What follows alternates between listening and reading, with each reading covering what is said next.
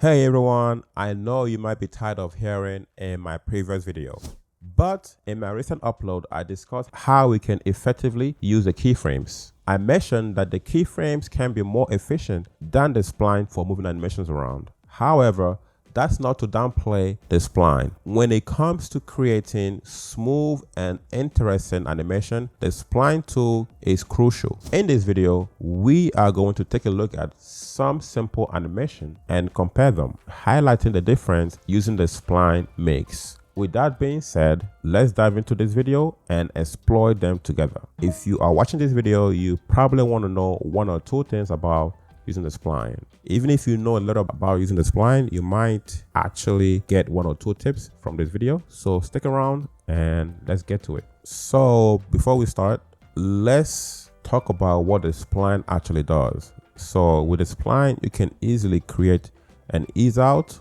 or ease in when it comes to the movement of your animations. That's to put it in the most simplest way. Obviously, there's many other stuff that we could use with the spline. So let's make a simple animation and demonstrate what using the spline can do.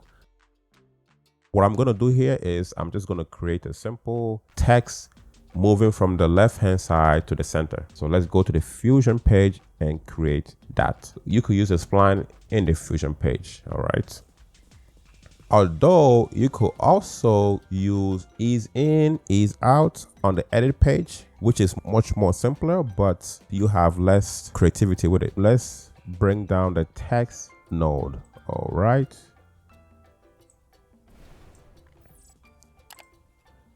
Okay, so let's go to the inspector, go to text and just type in king. Okay, so that's the same letter or the same word that I used in my last video. Okay, so we're gonna just do a simple animation. Let's go from 20 frame 20. We're going to create an animation from frame 20. So we're going to go to the layout page and click on the center, the diamond on the center, and we are going to drag this time indicator to 0 and drag this off of the screen. All right.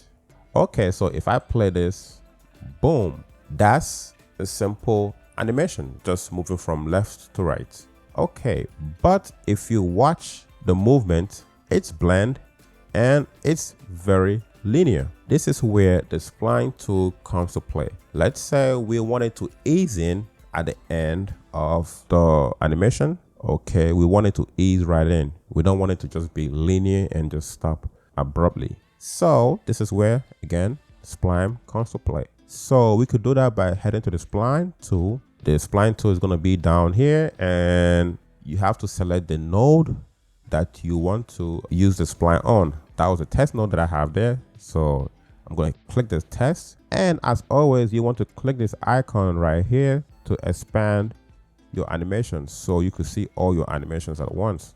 Boom. Okay. So as you can see, this time indicator tells you where you are. So when you move this, the time indicator also moves as well. Okay, so it tells you where you are. I can select both the ending and the start. Okay, and click on smooth. And that's the easiest way to create an ease in, ease out on your animation. Okay, let's play this again. Let's take out the spline tool. Okay, click on an empty space and loud. Let's play this again. So as you can see, there's a little bit of ease in to it. Boom. So it's kind of subtle, so it's not as pronounced. We could make it obvious. Okay, so you could play with these tools right here. Okay, so you could make this longer. You could drag this up. Okay, you could drag this down, so you could actually play with this handle right here, and it's going to respond according to what you placed in there. So now if I play this, okay, it's a different kind of ease in. Well, it's the same thing, but it's more pronounced. So let's exaggerate this. Okay, so if I exaggerate that way and we play this, okay, so that's a bit of a drag back to it when you put it all the way up like that. Okay, we could also put it down Again, we could make it anyhow we want it. We could also put it down and we could play it as well.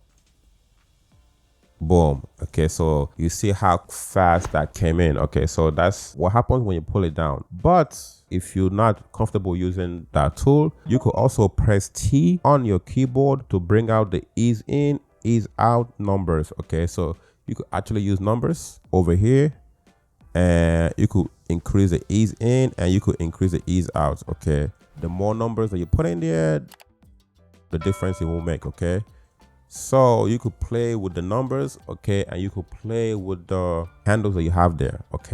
Okay, so let's head back. By the way, you could also hit S on your keyboard to create the same smooth. We could also do another thing as well. So we could also use the F buttons as well. The F button is flat, okay, but in this instance, the flat is going to do the same thing that the smooth does. Okay, so the difference is not going to be noticeable in this instant, but we are going to go to a different example to explain the difference between smooth and flat. Okay, you just have to play with this because it's not the easiest thing to just explain and you understand everything. You have to play with it, and it's kind of intuitive, so the more you do it, the better your brain and the spline tool connects.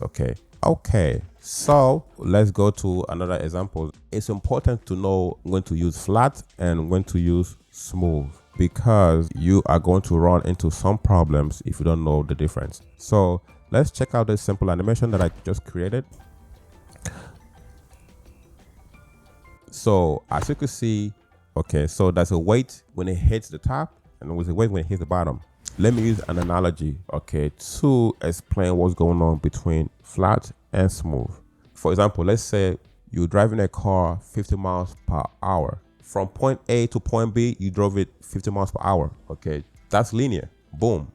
But we know you have to start from 0 and move all the way to 50, right?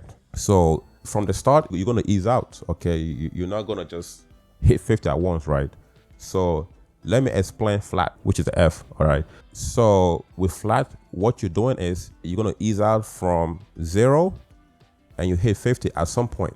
Okay, so that's easing up to 50.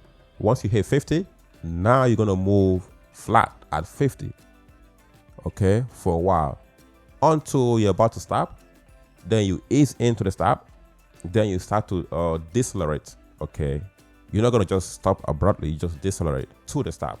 Okay, so the beginning is ease out and the ending is ease in, but you have flat where it was 50 for a while until you're about to stop. So that's flat. When it comes to smooth, what smooth does is when you ease out, you're just gonna keep accelerating until you're about to hit 50. Once you hit at 50, you start to decelerate. You're not gonna stay at 50 at all. You're just gonna hit it. Once you hit it, you're gonna smoothly also decrease from 50 until you stop. That's the difference. Extrapolate from that analogy that I gave you and implement it in your animations. Okay, I hope that actually was a bit more clearer, because that's the best way I could explain that actually. So here is what's going to make it even more clearer. All right, so let me play this now. Boom, stop, boom, stop, boom, stop, boom. Okay, so let's head to Spline. First, this is where using flat is important, because if you use smooth here, it might mess up. Anyway, let's try it first. Okay, so I'm going to select everything here, and because you have to stop and wait in that analogy, that's where you hit 50, so you have to use flat. All right, so let's hit flat. All right, boom, with flat. Okay, boom, use wait, boom, wait, boom. Okay, so let's play this. Let's play that again. Move, wait, move, wait, move, wait, move, wait. Okay, now you see what that does. Okay, so now let's try using smooth in this animation right now. So if I hit S for smooth, let's see what's going to happen. Do you see? Okay, so you could see that it's going even when it's supposed to stop and be flat, it's still going. All right, that's because it's smooth. It wasn't meant to stop, it's meant to keep going. But this is why you need to use flat in this instance because you want it to weight and be flat on top at the bottom as well. Going back to the car analogy, imagine you're trying to stop and speed up again, but you're still trying to be smooth. You're gonna have that jerky hack, whatever you call it. Okay, so that's basically what this is. All right, so this is why it's important to know when to use flat and when to use smooth. And also we could go back to linear by clicking this symbol right here. By the way, these symbols are different things. Okay, so you could set loops. Okay, you could set ping pong when you're going back and forth. Set relative, which is, let's say you have an animation, you want the animation to last as long as the composition. You already know what time stretcher is. We did that on the keyframes. By the way, if you haven't seen that video, go check it out. That's how to use the spline. And you could also move animations here as well, like I said on my last video, even though I suggest going to keyframe to do this. But let's see. So let's zoom out a little bit. So you could select everything here, okay, and just move it back and forth. All right. You can move it to any time that you want it to. Okay, it's doable, but I prefer doing this on the keyframe. Okay, but you could still move it here on the spline. Okay, so that's what the spline does. It makes your animation smoother. With that being said, we have come to the end of this video. If you've learned something, hit that like button, and if you want to learn more, don't forget to subscribe, and I will catch you on the next video. Peace.